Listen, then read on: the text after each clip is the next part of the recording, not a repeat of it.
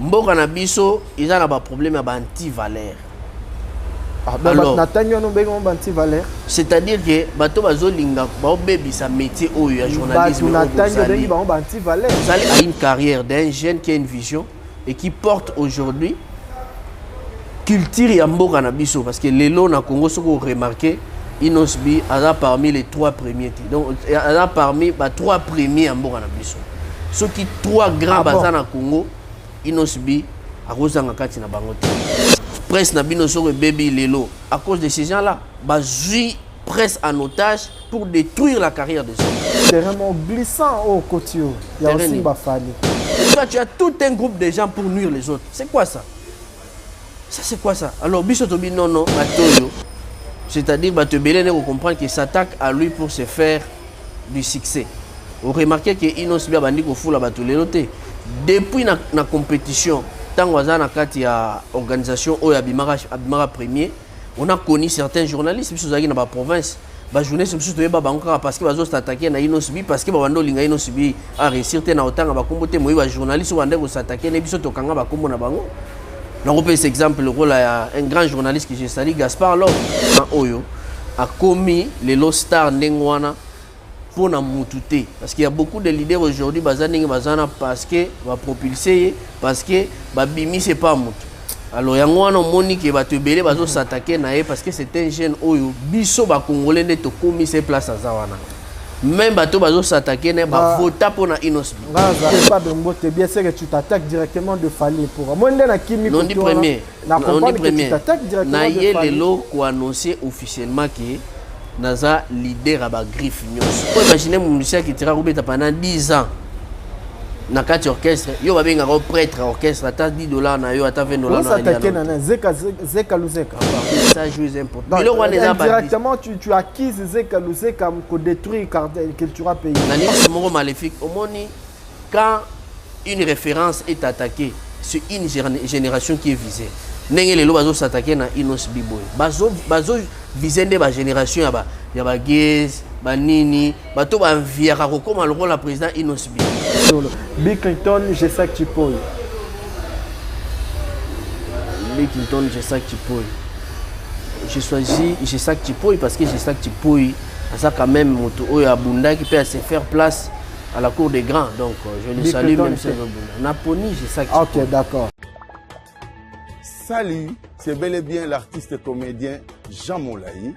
J'habite à Paris et pour moi, Senwave va changer complètement la donne. Moi et ma famille habitons en France et souvent nous envoyons de l'argent en RDC, République démocratique du Congo. Avec Senwave, on peut envoyer au minimum 1 €, ce qui me permet d'envoyer souvent des petites sommes à mes proches. Et c'est super facile, je peux l'envoyer à la maison avec mon portable et sans frais. Alors dès aujourd'hui, téléchargez l'application Senwave et découvrez les transferts d'argent simples et sans frais.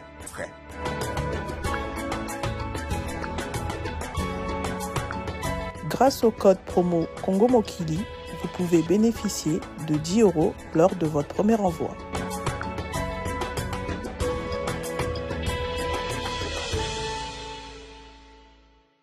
Monsieur, merci de suivre Congo Mokili Télévision. Un grand merci. Na bande connu surtout ba pesa biso confiance ya kolanda rabiso comme ça chaque temps na chaîne YouTube na bino oza RTNC ya ba chaîne YouTube bien surtout. Voilà, je suis Nondi Premier comme vous le savez, votre humble serviteur, le tonton le plus humble de la République démocratique du Congo. Batouzi Obenganga mon premier, voilà c'est mon nom. On m'appelle Nondi Premier bon mais ça na Obenganga. Nondi Premier, encore une fois de plus, soyez le bienvenu très cher internaute. Et parce que Lelo, vous le savez très bien que Nondi Premier, lorsque nous apparaîtrons devant vous, c'est justement parce que tenir Bino informé et puis divertir Bino, tout ça là, en sorte que vous allez quand même instruit na eloro moko pour tikala nango et c'est comme ça, ça va avec notre mission et ça va comme ça na chaîne Nabino Congo Mokili Télévision. Encore une fois de plus, merci à ma partenaire Oyotu, ma préféra, Kozalana Biso, Balingara comme cela, pour soutenir Nondi Premier. Nous allons commencer par dire un grand merci à Resto Bar CMK, la Congolaise. Resto Bar VIP, un grand merci à Madame Karine Oaza, la propriétaire de l'entreprise CMK Resto Bar la Congolaise. Un grand merci à gérant na Dekonabiso DJ Flex, DJ Flex na Katia la Congolaise. Un grand merci à l'employé, surtout au Bazosa la force et évolution na Resto Bar la Congolaise. On a toujours dit que bandego tout au bazan la posa sucré à Malili masanga ya Malili, moi restaurant africain pe na ndenge ya bien. Repas africain toujours et beau contacter Resto Bar la Congolaise. Les autres ils sont situés comme ça na 8 décembre Bandal, 8 décembre côté à Bandal Sinkini, et voilà comme ça bandeko tout boyaka awa bo sepela awa ba raconte malonga ça les makaba soirée de kara awa ya malonga musique ya malonga détente ya malonga zalaka awa. Je dis un grand merci na boss Pablo Kini, le grand déclarant, le seul et unique douanier autorité copé sa confiance. Bandeko bozana ba conteneur, bozana ba mituka, bozana eloko nyonso tout oyo ezo sala très na douane mutu akoki kosala musala ona makasi koleka boss Pablo Kini azate dans entreprise Pablo Kini na kati ya Luanda poto popé sango confiance côté douane. Il reste le seul unique propriété privée en Ondi premier, il s'appelle 001, le boss Cédric Teka depuis l'Angola, Bambo Tenayo, et puis bon séjour na Namibie, côté Ozali, question aux Akara par rapport à Moussala, Motema Yassara, Aleda Teka, le boss Cédric Teka. Je dis également un grand merci à GNI Construction, Gelor Nondi IP pour construction, Yonde Moutozali, propriétaire privé en matière immobilier. Donc Banda Kuyamalonga, Sozana Posa, Osom Banda Kuyamalonga, Totonganda Kuyamalonga, contactez GNI Construction, Gelor Nondi IP pour construction. Un grand merci également à Djibril Ndombe, mon partenaire, Djibril Ndombe Casimiro depuis Luanda. Motema ya Nathalie Ndombe, papa na Claudia Ndombe, Djibril Ndombe na kati ya Luanda, Bambote na yo. Encore notre partenaire Lebo Kanda Pentacle ya Luanda, Bambote na yo. Côté Ozali, il reste le propriétaire de Luanda. Luanda l'appartient et puis Kinshasa l'appartient. Il s'appelle Corniche Tambani, mon partenaire Kings Lova, l'homme qui chuchote à l'oreille du boss Abed Achour. Voilà, nous allons commencer cette émission. Messieurs et dames amoureux de l'émission Bezndoule, lundi premier, aujourd'hui je reçois pour vous le directeur quartier. C'est parmi des gens qui ont mis de pierre, quand je ne parle pas d'une pierre, de pierre, la culture pays vie, il a travaillé auprès de Félix Wazekwa. Et Yende vraiment Moutou, Abundi Bitumba, ya Seden Play, G5 et le reste au Balongwe. Bon, après un certain moment, directeur quartier ne faisait plus partie. Il y a Cultura Pays Viba sanctionna qui est Tobande Roye Bate Azalaki wa Pakimaki Congo. Après Audio et Bimaki tout en traitant héritier Watanabe de PD, Nengtoka qui n'a pas audio. Est-ce que Zalaki est bon après? Andima qui a le qui ba audio on est Zalaki est ma seskizaki. Toyebaki Kazaki na suspension de repente. Naeko yoka pe naeko mona lettre ya démission et pas ya Félix Wazekwa. Directeur quartier ne faisait plus partie de Cultura Pays Vie parce que désordre de Komaki. Et l'élo surprise ezali que a commis et pas ya griffe Inosibi. Total âge ya Inosibi, total âge ya directeur quartier tobi pona nini. Pour baza bandeko côté ya province moko toné nini, mais il est très intelligent.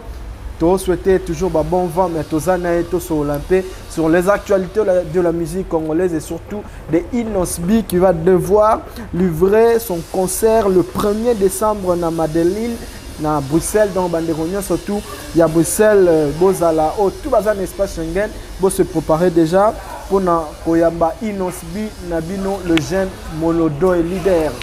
Directeur quartier Bambo Tenao. Merci beaucoup, non de première. Bonne santé, directeur. Oui, ça va très bien, tout va bien. Donc, Batunyo Sovazola Nabiso, Napis Bangombote, vraiment tout va bien. Là, c'est peu le commun, non? Rapena sepeli makasi, ça fait longtemps que tokutana. Très longtemps. Mais aujourd'hui, je me suis fait violence pour informer la population. Oyo ebele oyo na leka ki pa na te pour expliquer ma makambo ebele belé et lelo to kolobela sur mon odo leader donc Inosbi oyo ngai lelo na s'auto-proclamer comme directeur à ba griffe. Au s'auto-proclamer. Ouais.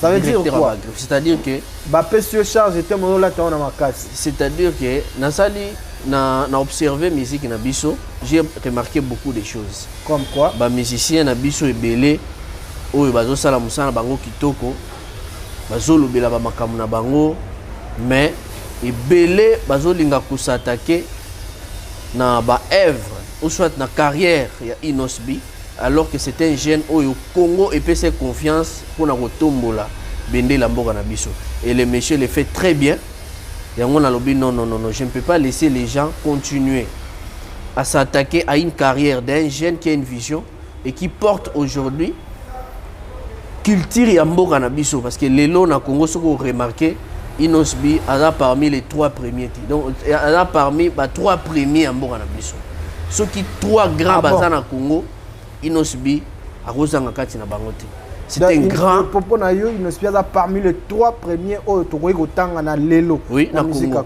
donc c'est-à-dire c'est un grand quelques personnes na ko énumérer mais bato basala ra musala wana ceux qui basali musala mona que non Inosbi a raté en côté parce que c'est un grand oyo a commis les low stars ndengwana pour na mutute parce qu'il y a beaucoup de leaders aujourd'hui bazana parce que va propulser parce que babimi c'est pas mutu alors yango wana moni que bato belé bazo s'attaquer na parce que c'est un jeune oyo biso ba congolais ne to commis ses places à wana même bato bazo s'attaquer na ba vota pour na Inosbi ngazaka lomona donc c'est un jeune oyo il mérite les encouragements yango na lobi que naza directeur à ba griffe. Voilà, c'est-à-dire quand tu attaques Inosbi, il y a des griffes qui vont rater. Donc 100% griffes. Moi curieux, monsieur Bandi, nous betingé le roman Bonako Lingauti Kangote. Oui. Nous avons créé 3 ensembles. Oui. Yo pone langa na 4 ensembles, on a o Inosbi Azali. Nous avons créé 3 ensembles. Ensemble Liboso, na chango ensemble A. Na Chef Fali. Nache Ferré, Nache Inosbi. Ensemble ami balé, Nache Fali, Nache Inosbi, Nache Ferré. 3e ensemble, Nache Inosbi. Inosbi, Nache Fali, Nache Fabregas. 4e ensemble, Nache Inosbi, Nache Héritier Watanabe, Nache Gezmawete. Voilà, Nache 4 wana. Na 4 ensemble. Ensemble nini oyo Inosbi à contenir bien. Na ensemble nous avons remarqué qu'il y a Zali, yomo route sali, ensemble wana ozuka routier pembeni te mais artiste bazé belo te bango na katité, c'est pour te dire que même si on sali 25 ensemble, Inosbi va se retrouver quelque part parce que il s'est donné le luxe, il a créé chemin, Pelelo, il est assis avec les grands. Na ensemble A Toche Fali na première position Ferré Inosbi. Ma première position. Na Toche on a ma position. Na on comprend on a ma position. Ce sont des fans d'Inosbi. Baza ba fan na ye. Oyo basala ba vota ye pour qu'il y a comme lelo Inosbi. Ils ont crié à sa vision ba moné kaza na venir. Et puis Inosbi aza mutoyo. C'est-à-dire ba te belé ne comprendre qu'il s'attaque à lui pour se faire du succès. Vous remarquez que Inosbi a bandi ko fula ba tolelo te. Depuis la compétition, tant que na kati ya organisation o ya bimara premier, on a connu certains journalistes qui sont dans la province. Ba journaliste qui sont ba banka parce que bazo s'attaquer na Inosbi parce que ba bando linga Inosbi a réussir te na otanga ba kombo te moi ba journaliste wande ko s'attaquer na biso to kanga ba kombo na bango. On peut exemple le rôle à un grand journaliste que j'ai sali, Gaspard Love. Biso dans la province où c'est grâce il y a Inosbi parce qu'il s'attaquait farouchement à lui. Un grand comme Gaspard, oui. Qui était beau. Non, biso dans la province, biso la télévision ils arana nous. Ils ont les lotés à l'époque. Tant en Hollande, biloko organisation on a ressenti vraiment que le monsieur avait une vision, mais il était combattu depuis longtemps. Et aujourd'hui, Azo Bunda a commis les lots places à Zawana. Aujourd'hui, on va comparer na Batumusu souté. Batumusu baza ba grand, mais baza ba fan jeune leader. Il y a un moment que nos biloko nyonso jeune leader à sala bango basala bango. Jeune leader a suivi c'était mais bango balanda kae bino siko boye ba te ke bango balanda kae. Bino sibi n'a pas commencé à fréquenter les grands les lotés. Natangi kombo affaire awa na fali banani nana ngwa koza suivre. Non, na bakombo tangi wana oyebi muto a suiviste. Na bakombo no tangi batu bayebi ngana kotanga bakombo te. Faire Batu bayebi non. Les padres na pesi mbote kotanga. Donc ngana lingi ko pesa bakombo te pona ko créer polémique. Mais bateau bazo là. Si les padres mbote bien c'est que tu t'attaques directement de Fali pour. Moi ndena kimi non dit premier. Non dit premier. Tu t'attaques directement na de Fali. Na yelelo ko annoncer officiellement que naza leader ba griffe nyonso. Ba griffe Isa batoyo, ba fan ou ba soutenira Inosbi ou ba lingera musique nae. Aujourd'hui, tu vas remarquer que les gens qui te me citent les noms, presse Nabino Soro Baby Lelo, à cause de ces gens-là, ba jui presse en otage pour détruire la carrière des autres. Et biso total non tokotika jeune biso boité. Nous sommes ses fans depuis l'enfance, tout ndimela kaye, tout le monde a visionné ça comme mabatu kolo. Yango toujours soutenir et on a défendre contre ba détracteurs wana. Yango na lobby que je ne peux jamais laisser quelque chose arriver à Inosbi sur le plan musical. Oh, nous sommes s'attaquer à Inosbi à 12h, juste à 1h, 1 minute, je suis là. Parce que cette structure ne dépend pas de Inosbi. Ils ont des fans, au biso tozali, ne tozali c'est une organisation pour soutenir les leaders na biso. Donc ils attaquent nos bâtiments, chroniqueur, bosangisi bango, bopesa vraiment quelque chose pour s'attaquer à bâtiments. Si vous êtes fort, utilisez vos fans. Utilisez vos fans. Yango biso tobi non tokotika jeune leader ndengwana comme il n'a pas cette intention là de nuire la carrière des autres, il faut azala na bateau bazo défendre biso toza lokola bato légitime défense. Oye ko attaquer to ko répondre. Il a beaucoup à faire. Le président Inosbi a na tante oya le chaque jour na TV oya répondre bato wana. Alors non trop c'est trop. Le monsieur est beaucoup attaqué, il a encore à donner au Congo, il y a un biso de défendre et à Salara Moussala. Pour vous pensez que Inosbi a injustement traité et pas né le rôle à Fali? Na lingi kotanga bakombo. Non, moi je sais yo so oyebi bato basataka na ye, so oyebi bato ça la ironie. Non ça la ironie. Non ça la ironie parce que bato bazola na biso. Bato bazola na biso za très mature bazo comprendre de quoi je parle. Au monde. Mutozo Tangelanga na ebisio que c'était fan de Inosbi. Pour remarquer que tant qu'on gagné la compétition, il était derrière Inosbi pour que Amema Akutana va grand. Parce qu'Inosbi, dès sa carrière, déjà, il commençait à fréquenter les grands. Vous comprenez? Donc, c'est-à-dire à Mutoyo, il faut tout beaucoup. Tout beaucoup pour que Mboka Nabiso ait bénéficié de la grâce aux Akatina. Il est traité de tous les noms alors que c'était un jeune qui se bat. Aujourd'hui, il a réussi sa carrière musicale. Il a un couple le plus populaire de l'Afrique. Donc tout ce qu'il touche devient grave. Tout ce qu'il trouve, il y a aussi et du succès. Donc nous avons accompagné. Et puis un succès sans tricage.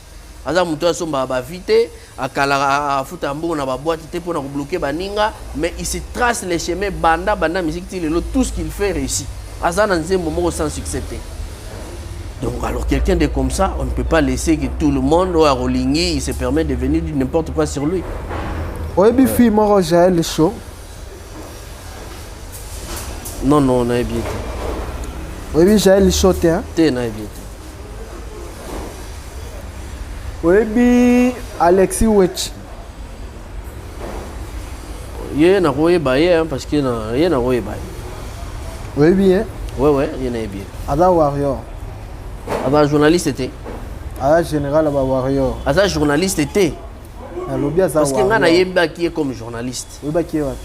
Na ba émission ando sala sa ando yamba batu quand je temps on a comme tu n'es bien comme journaliste. Alongwa.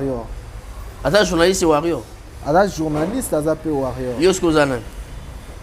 ngala non di premier. Oza na camp nini? Na camp tout temps oza na camp. Pour nini? Parce que le journaliste n'a pas de camp. Mon métier na bino eza noble. Yana si sa question na nga. Mboka na biso eza na ba problème ba anti-valeur. Alors, c'est-à-dire que bato bazolinga ba obebisa métier oyo ya journalisme. Vous allez remarquer que ba journaliste est engagé. Répondre ngai. Je suis en train d'argumenter, n'a pas répondre par oui ou non. Si je suis scientifique, oui, nazo argumenter pour comprendre que tu es dans la. C'est-à-dire, yo zana kante parce que tu es un journaliste engagé. Jaël Cho bazaba anti-valeur. Ngai na lobby boy. Oh, aza journaliste. Mais comme journaliste intel, ce sont des anti-valeurs, il faut combattre. Parce qu'un journaliste est censé être net.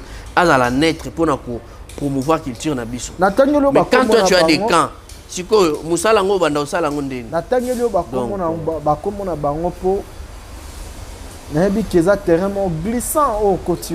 Il y a aussi bafali. Oh, nga simbi mutute. Nga nazo défendre. Nga ide naza awa. Terrain glissant non sala yo non premier. Na okelo maoza cadre. Premier. Ndenga naza boye. Je suis très bien organisé pour na bitumba oyo. Parce que je m'attends à tout. J'ai une équipe très bien organisée. Ba griffe Otozali. Donc, sur le plan spirituel, nous sommes là avec les pasteurs Blanchard qui langa on a PC Moutema Mama Fitia. Je de maître Camille Hassani, maître Moustapha Ndeba. Donc, Ngamo Boto non, Kindokite, parce que nous sommes trop spirituels. Nous sommes tout le pasteur. Donc, c'est-à-dire que nous avons un avocat. Donc, maître P. Bazali, Bazali, donc, c'est bien quoi. C'est-à-dire que bitumba oyo biso to kubundango parce que tozana to défendre cause moza noble et juste pe to rolongango. Mais le président Inosbi lui-même, il a été combattu aujourd'hui, bazolonga te poani. Il est toujours leur premier baye biango. Azara premier na bango azara suivi c'était que non, yo moni mutaninga sala bo yo elimba ok ko sala puis tu bloques les autres. Non. Lui, il est là avec son talent. Soroza artiste, moni ko na talent, mais sala musala na yo kaka. Tika ba blocage, tika ko bundisa baninga salaka musala na yo. Toi tu as tout un groupe de gens pour nuire les autres. C'est quoi ça? Ça c'est quoi ça? Alors biso to bi non, ba tigre nyonso à monde entier. Hein, directeur na bino yo azoloba. Il faut tout ça la marambo bien pour comprendre to va fonctionner. Ce qui au moni kaka, mutu mo boy attaquer Inosbi mbala mo contacter nga na ya directement ko bimisa ba griffe parce que moi je suis l'une des griffes naza la voix des sans voix. Ozomona. Donc biso tous on a pour défendre Maramboyo et autres pays sur le plan artistique de l'artiste Inosbi. Et on a PC numéro 081 66 30 613. Ba griffe et tout bobenga tout ça la groupe na biso WhatsApp.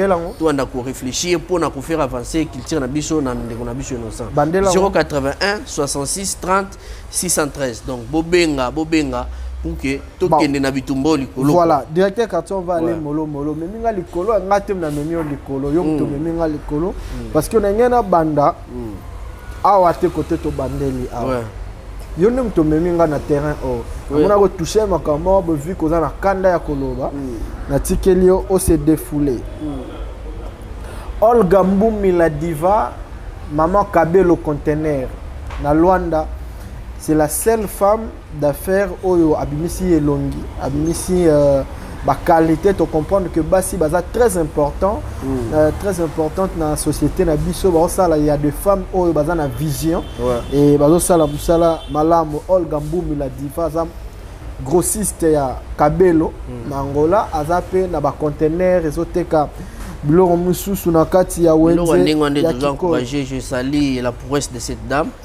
Donc Olga la diva. Olga, madame Olga na pesi mbote sika zali biloko ande tozolinga o se démarquer na musala na yo ndenge lelo la tigresse Rebochulo Mutema Inosbi ndenge za référence à ba femme africaine, la seule fille aujourd'hui qui a du succès plus que toutes les femmes de la RDC et de l'Afrique. Autant que l'angam tuni nous a succès lelo awa plus que cette fille.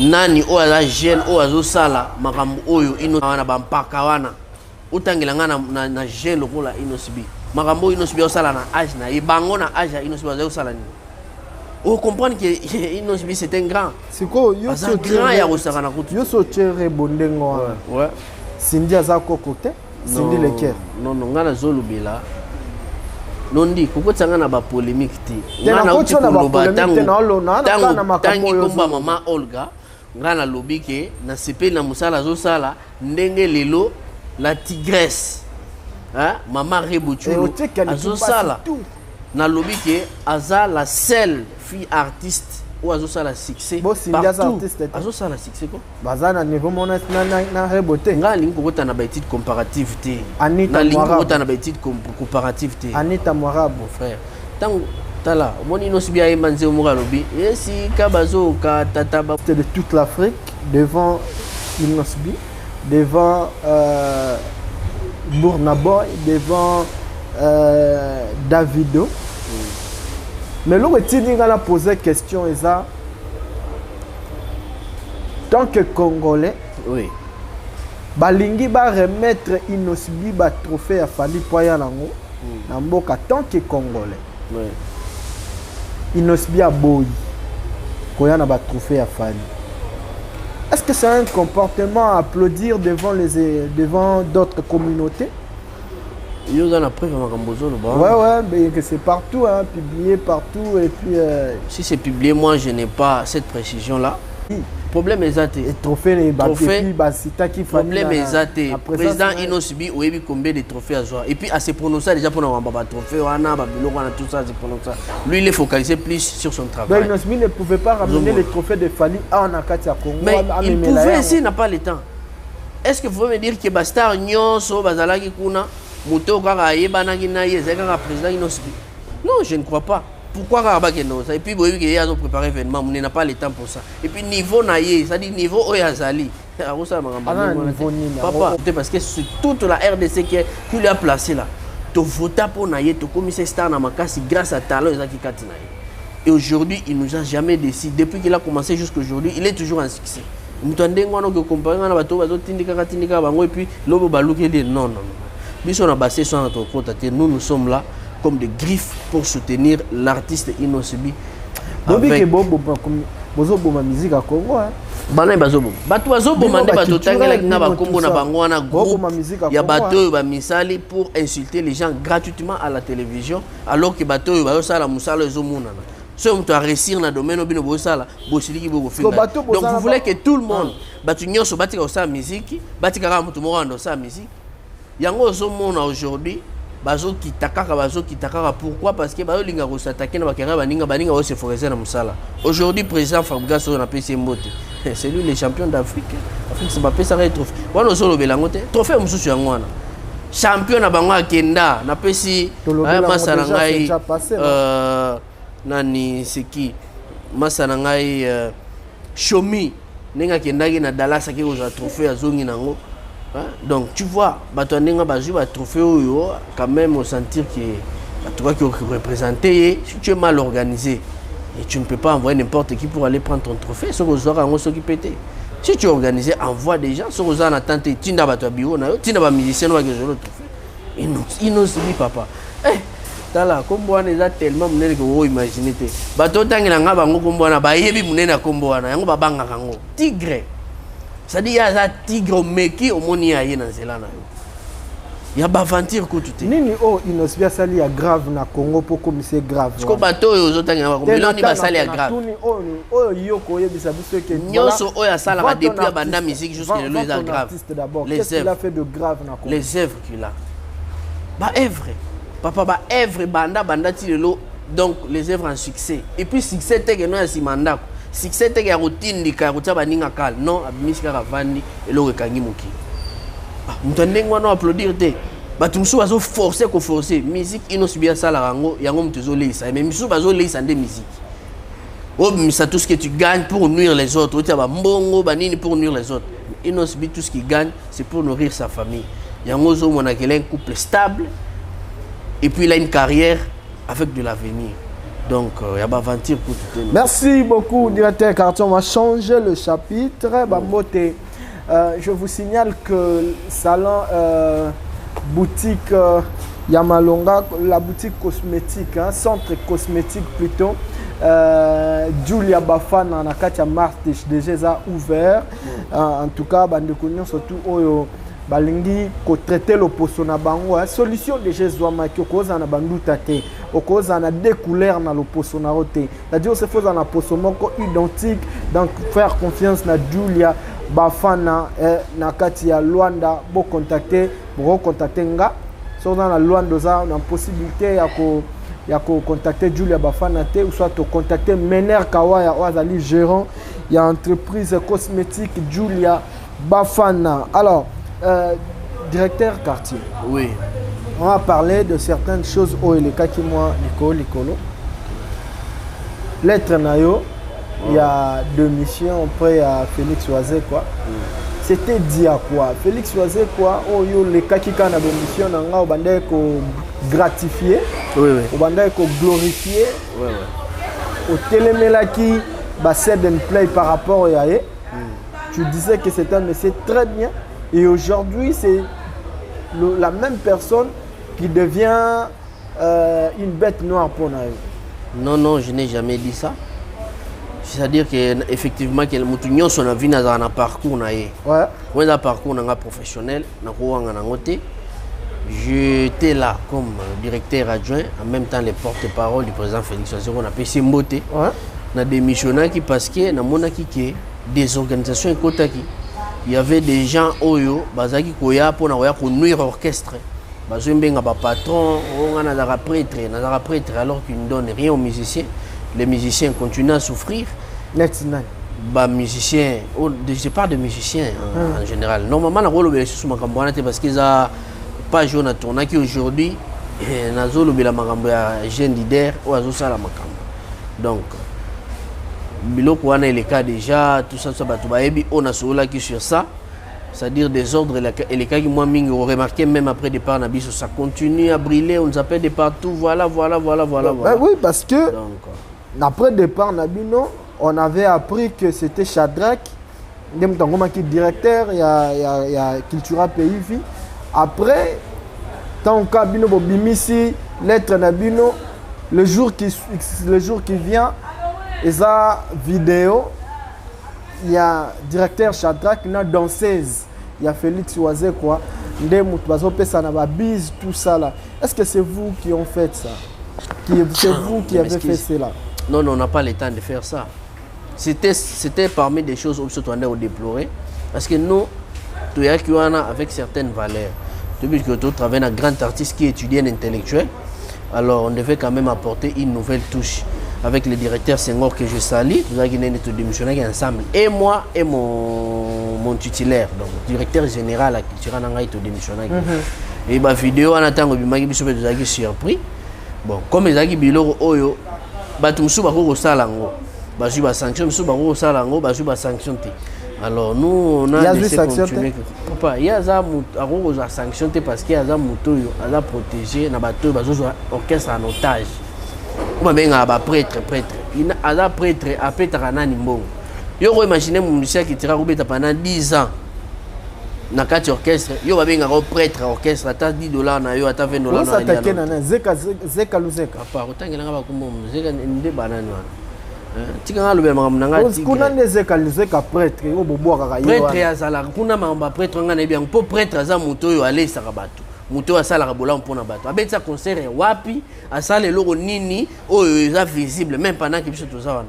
À part quand on crée des problèmes pour que les musiciens, pour que les boye, pour que les si c'est dans son camp, il protège. Mais là, on a des choses à déplorer. Quand il y a un problème, il faut traiter les bâtons.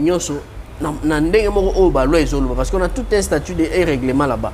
Alors, tant qu'on a respecté à cause d'une personne mal intentionnée, et puis les gens qui tirent te belé qui ne sont soutenir en côté bok en sondré bazana mutu moko boy patron moko simba orchestre wana nzoka et loko moko te.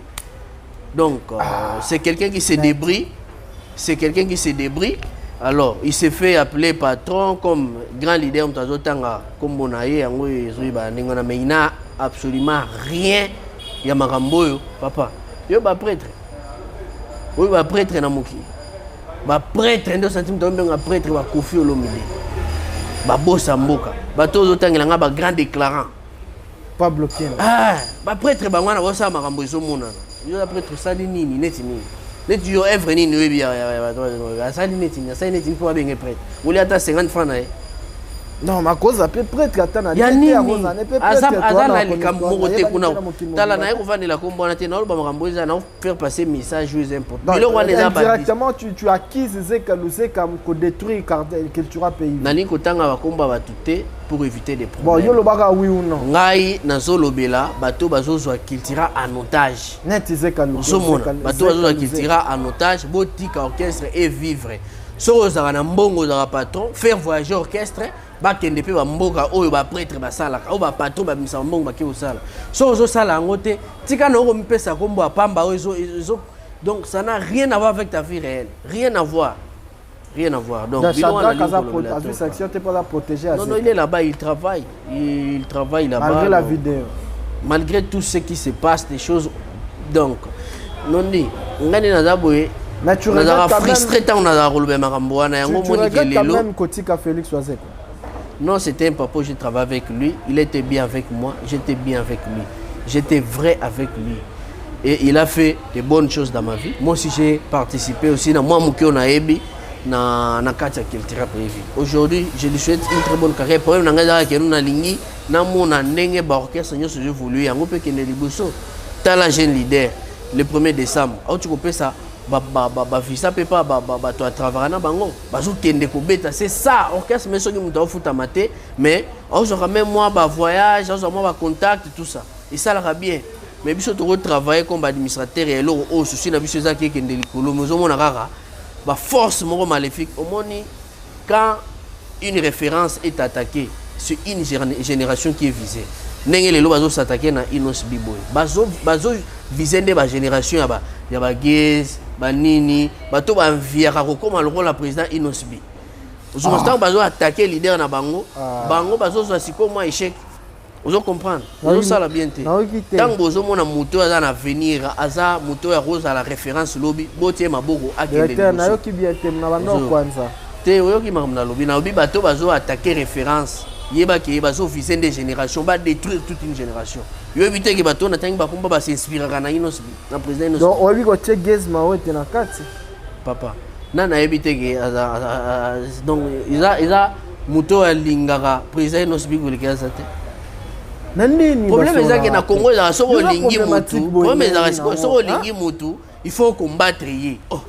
Mais inverse des autres salima na Congo. Soko lingi mutu, il faut s'attacher pour que lumière omoni zana ebisa. Omoni sans ndenge nginga kawana. Yango mo zana lumière te et se positionner na moi nde et puis si éclairage. Soki ozana posa okende liboso ko s'attaquer te na mutu oyo, fitir na yo nde passer na ye. Là où ce monsieur va arriver, il a passé à Inos Bibilo à Salakala de côté aux Olinga Okende. Alors il faut s'attacher à cette personne. Il faut s'attacher à lui. Côté aux Okende, on s'attacher kuna ba bloquer. Il y a un moment que aux hommes qui Azaro Kitamakasi. Pourquoi? Parce qu'il s'attaquait à une vraie référence. Il a plus de stream que Inosbi. Gezmawet a fait de production dans la grande salle que Inosbi. Ah, c'est quoi pour que papa, Inosbi est le 1er décembre. Azobeta le 1er décembre. Alors, Asali Bamakambo et Belé, ou comparé à Ngote à Beta Wapi. Abeti na Paris, ça la plein salle de béton d'Abeta. Ah, musique ezalaka pasi. Le président Inosbi a un artiste complet. Bamsusu, tika bango, bayembaka bongo, basi balingaka bango bongo, batira ba j'aime, basala bongo, mais so PC micro bo telema awa zo micro siko yemba. Okoyemba te. Okoyemba te. Parce que le président Inosbi a voté pour la live. Le playback. Il y a un multifonctionnel. Il y a un live, il y a un nyonso, il y a mais il y a un effort, mais comme battre mananzila mabe, il y a un moni qui est le bazar na kati ya donc babomi carrière na bango bayo na ressources. On ne s'attaque pas à une référence. Oui, il y a un monde qui a un problème. Oh, papa. Il y a un monde qui a un problème. Il y a un partout. Papa, il y a un contre Moutounios Oyo à attaquer le président Inosbi. Nazana tina kuto arriva te que azana non soko s'attaquer baka que non donc na oya griffe est automatique. Je suis très bien organisé. Je ne dépends pas du président Inosbi. Naza fan na ye a gérer nga pété naza fan na fan na ye, ça dit que alinga tenga na osala musala oyo za la pas waze ko to ba ko za fan na Inosbi. Hein? Naza oh papa, naza fan ya président Inosbi, naza fan ya président Félix Ouattara, naza fan ya légende Koffi Olomide. Naza fan ya président Héritier Watanabe. On va préparer chemin de la gloire. Naza fan ya président Maestro. Donc naza fan ya ba grand tout oyo na tu tangela yo bango. Naza fan ya Héritier mo finga quand même. Donc biloko wana déjà n'expliquer ngo on dit premier to le cas pardon. To sur la marambo yo ezo mema kitir na biso liboso. Nous bato na tangeli yo baza ba référence de musique africaine. Aujourd'hui Inosbi prépare son spectacle à Madeleine le 1er décembre. Le 1er décembre. Et les combattants déjà télémi pour boycotter le concert des artistes musiciens. Ouais. Babande pas fallu pour le 25 novembre. Koffi Olomide pas le 25 novembre. Mais ce qui est plus visé, c'est un concert à Fali parce que c'est le plus grand concert. Oyo, Tozotal, mois en novembre. Et puis en décembre, on sera avec Inosbi. Plus grand concert, ils ont raté. Plus grand concert, ils ont été dans la salle des plus grands concerts. Plus grand concert là par rapport à l'offre. Qu'est-ce que tu vas proposer au public? Les plus grands concerts en Guana. Vous comprenez? Ils ont été par rapport à nous dans la bouée. Ceux qui ont plus grand concert, par exemple Martyr, donc non. C'est l'offre. Le président Inosbi a Zobeta le 1er décembre parce qu'il a quelque chose à offrir. Il a des chansons en succès et il est quelqu'un Oyo a aimé de partout. Parce que na zone c'est parce que Olobi concert et à président Inosbi le 1er décembre. Pour bengi yango grand eponani. Or yango des grand parce que spectacle wana kozala spectacle moro Michael Jackson dans le défense. Na lobby le plus grand concert en novembre, na décembre ils appellent. Il y a eu un concert en novembre. Ah, ba concert c'est bien en novembre. Zela na batu nyonso ba otanda ba concert ba on en novembre ce total nini ozala piga tant ba aussi ça robeta. Plus grand concert to yeba ngo soki concert esili. To bandi kotala sikoyo ba concert ebetami, le to yeba kotala o eza plus grand, o eza plus petit. Mais par rapport à grandeur à salti. Bon, to tia bongo kas, to tia ndengo lingi. Oui. Ba combattant ba telemeli fali. Ba telemeli batu nyonso po ba beta musique na poto. Ils habitent tout bas ça rapport à musicien tout bas un problème on est là pour na yete ils sont au là pour ça robeta biso toujours croire que ba combattant na biso ya vrai bazali au peut bazara farouche bazali botala combat ya mutu jeune leader aza jeune oyo abundela la culture na biso ayemba betiste asala musala na kitoko et puis lelo aza référence à jeunesse papa ba jeune bazotalela yi bazotalango te bango balingi musique betate te ba on a tout na chance nini ozopesa le 25 novembre na concert à Fali na opesa chance dans concert le 1er décembre ozotuna benga bato tangelenga bakombo ba opesa chance nga pesa ba chance te mon nga zanganga te banganga nde bapesa ba chance ngai na pesa programme mais na boité abeta Debiso peut te remettre le 1er décembre. Obi n'a pas si c'est une raison. Yani. Aboya gata autant à combo non émission. À telle photo non tiens, na bien. Bien même que au loba qui émission Frank Stemai. Non, c'est-à-dire peut-être voilà qui ça qui est photo nanga oyo elongi mona na bien te. Elongi mona ni ala. Mona bien que zanga. Bon, c'est que ya bossa na ki soit dans première mission. En première mission là, je peux coller à coller déjà. Koli déjà dans première mission moninga bien te ya ebanga tendeni muto asisi rébellion yo vandine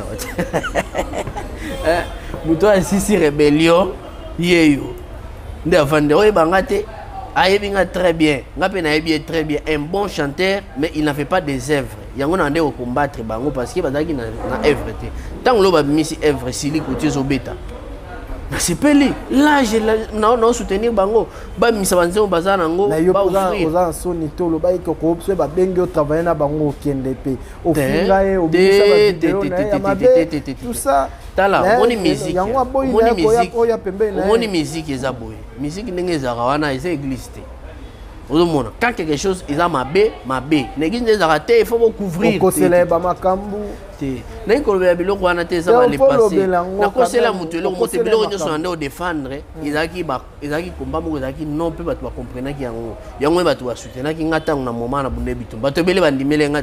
après, on comprend que nos garçons ont raison. On a intérêt à s'attaquer à réussir. Pendant que nous allons réussir. Nous allons faire une bonne chance. Dans le concert, nous allons les 11 à Chentemba. Parce que c'est un grand chanteur, c'est un grand artiste. Un artiste à Mounene, mais à Zagina va œuvre. Les lois comme vous se donner au ça va œuvre. Nous allons aussi partenaire va soutenir Bango. Vous comprenez? Nous avons un problème dans tout. Nous avons un problème dans les détracteurs. Il y a tigre. Biso va griffe aux Zawana. Tout le monde s'est play à Bokotanga JBT à lobby à Yebiete. Même chose que dans un problème à Misso. C'est bien. Mais ce que tu as eu, là, JDT, mon logo, tu as yebi, long, ayemba, banzembo, tout ça, ba école, ça ba Eve, ou que yebiete. Yo la chanter. Obi que yebi JDT. Ah, na évité so wemba na mbonga nini. Soit tu as un problème de vision, soit c'est par mauvaise foi. C'est par mauvaise foi. Mais sinon, est-ce qu'ils ont un problème? Je ne sais pas. Je ne sais pas en tout cas. D'accord, voilà, on va finir aujourd'hui. Tu vas comprendre que le directeur a la griffe. Oui, directeur a la griffe. Tout va soutenir le président Inosbi. Directeur n'a pas organisé et l'autre poto bundela. Qu'il tire à Bourgogne. Tout ça, parce qu'il y a des gens qui sont Swahili. Non, ça n'a rien à voir. Dans la structure, tout ça a la Swahilité. Tout ça a la Congo, Bazali, tout ça. Parce qu'il y a une science politique et administrative. Il y a tribal. Et puis le président Inosbi lui-même, à la tribal, c'est quelqu'un qui est très bien organisé, bien équipé, avec des professionnels à travers. Car il y a des professionnels. Tu vois, c'est pour cela que nous sommes venus les soutenir. Pour combattre tout donc na yebi so ko monika kata mission mo mutasali kaka simbiti grata mukebo tindi ngaka ali directement ba griffe bimi po irataka kutute D'accord, merci beaucoup. Rendez-vous le 1er décembre. Le 1er décembre à Bruxelles, boya rotala musique ya ba jeune o bazana vision o balandaka mutute o ba bloquera carrière mutute o azo sala musala na ndenge sengeli. Pelelo a commis l'icolo avec les grands ndenge a commis wana ba jeune obo bolinga rosa lokola ye bo sala makambo oya sala pour réussir.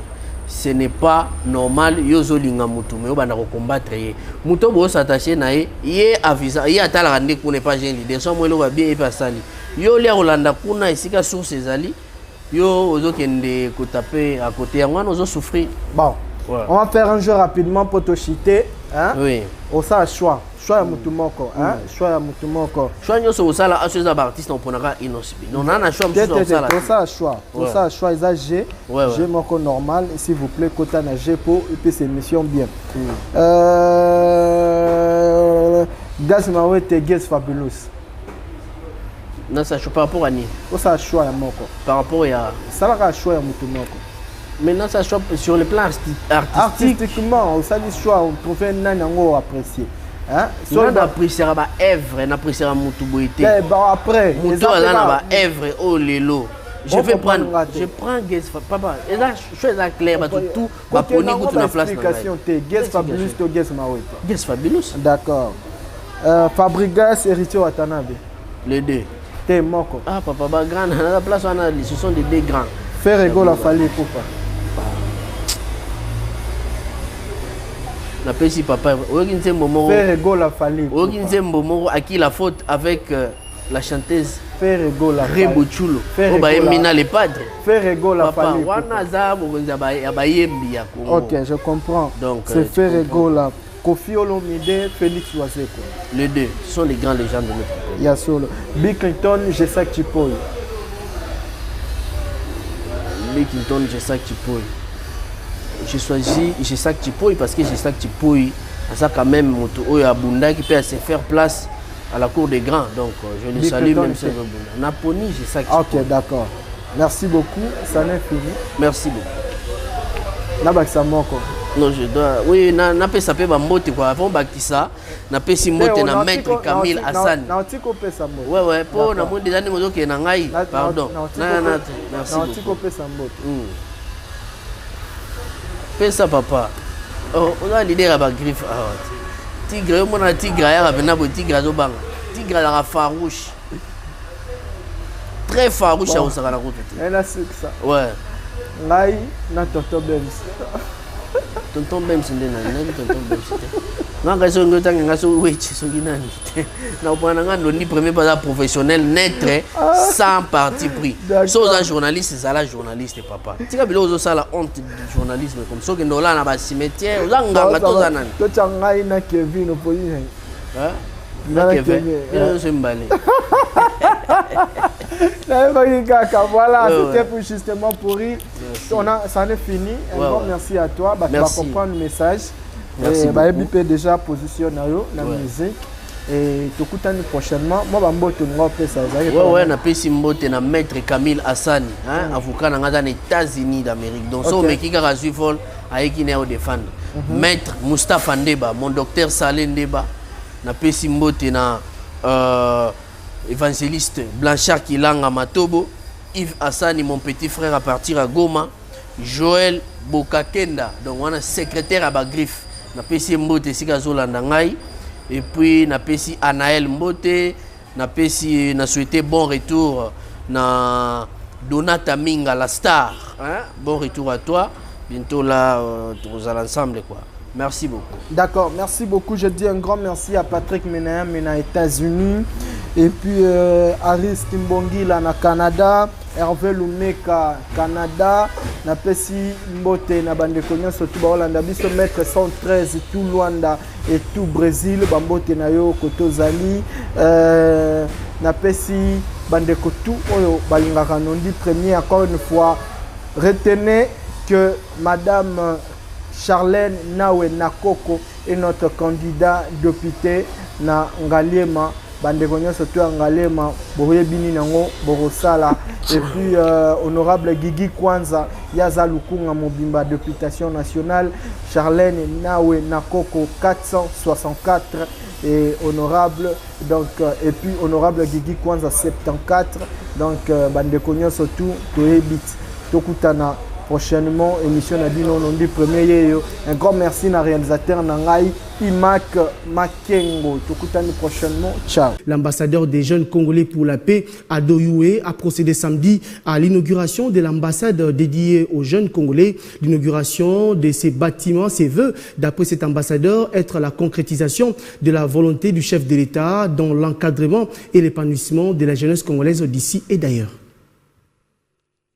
C'est ici qu'est situé le siège de l'ambassade de la jeunesse congolaise pour la paix et le développement de la RDC. Plusieurs délégations des officiels congolais, des mouvements associatifs publics et privés, d'encadrement des jeunes, des autorités nationales et provinciales, ainsi que quelques chefs de missions diplomatiques ont assisté à cette cérémonie d'inauguration qui est une première dans l'histoire de la RDC et celle de la jeunesse RD congolaise d'avoir une cité de la paix 6-4 avenue Mafuata au quartier Basoko dans la commune d'Ngalima à Kinshasa. À en croire Ado Youé, ambassadeur de la jeunesse congolaise, l'objectif est d'apporter une solution rapide liée à la création d'un espace d'échange entièrement consacré à la cause de tous les jeunes Congolais d'ici et d'ailleurs. L'ambassade de la jeunesse congolaise vous concerne tous, n'hésitez pas. Vous devez comprendre que ce qui nous réunit nous rend plus forts.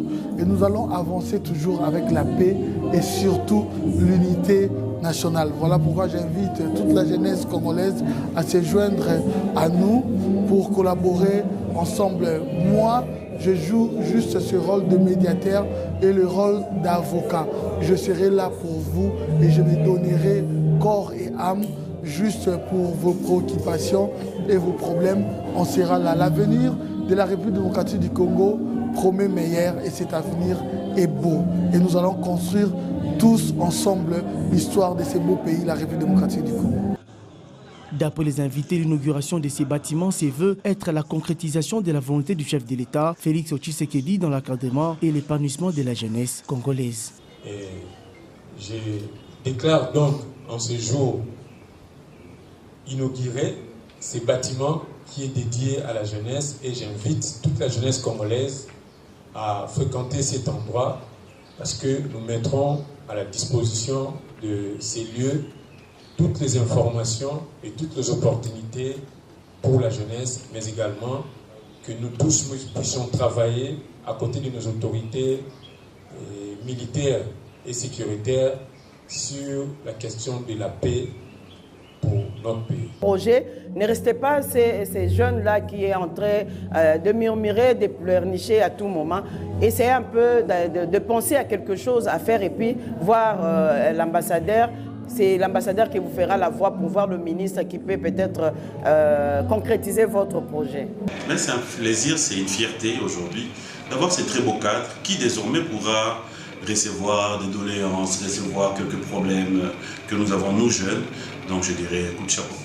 Depuis sa nomination au rang d'ambassadeur de la jeunesse pour la paix en RDC, ce digne fils du pays se démène grâce à l'action coordonnée du ministère de la jeunesse à faire les lobbying et plaidoyer pour l'épanouissement de la jeunesse et son implication dans les processus de prise de décision dans les institutions étatiques.